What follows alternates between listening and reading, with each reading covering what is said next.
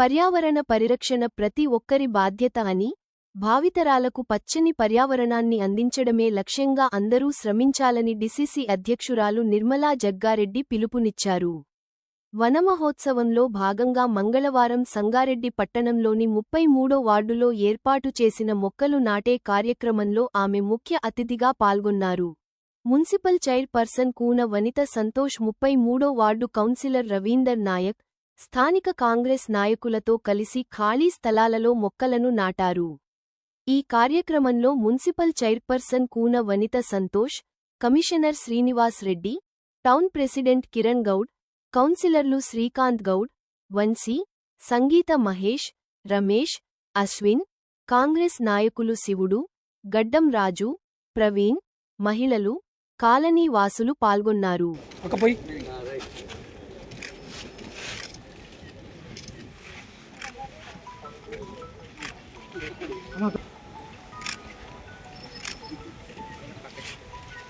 Thank you.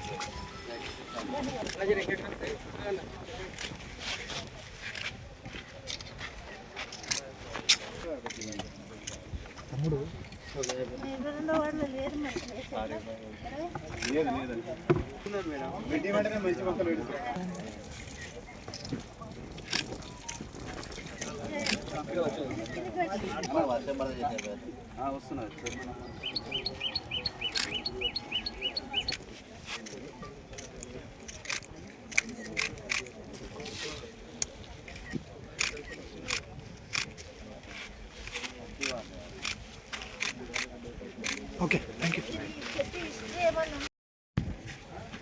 Okay.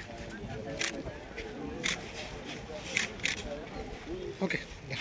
हो गया सदा? हाँ, okay.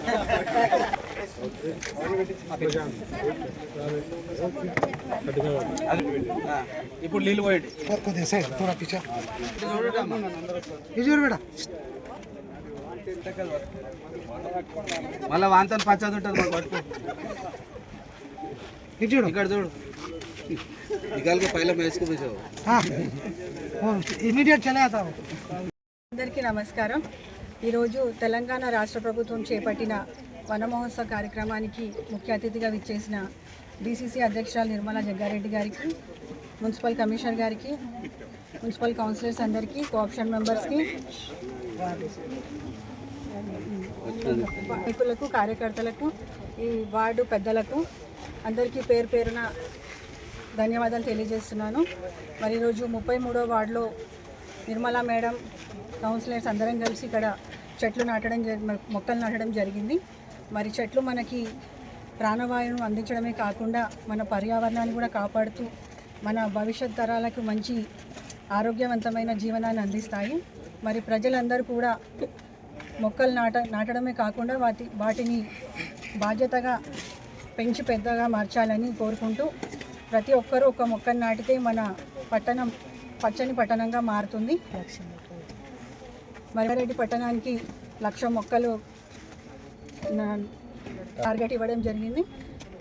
మరి మన సంగారెడ్డి పట్టణాన్ని పచ్చని పట్టణంగా మార్చడానికి మున్సిపల్ తరఫున మేము అన్ని విధాలుగా సహకరిస్తామని తెలియజేసుకుంటూ, మరి ప్రజలందరూ కూడా ఈ కార్యక్రమంలో భాగస్వాములై ఈ కార్యక్రమాన్ని విజయవంతం చేయాలని తెలియజేసుకుంటూ, అందరం ఒక మొక్కను నాటుదాం, పర్యావరణాన్ని కాపాడుకుందాం, మన భావితరాలకు మంచి భవిష్యత్తుని అందిద్దామని తెలియజేసుకుంటూ నాకు ఈ అవకాశం ఇచ్చిన అందరికీ ధన్యవాదాలు తెలియజేస్తాను.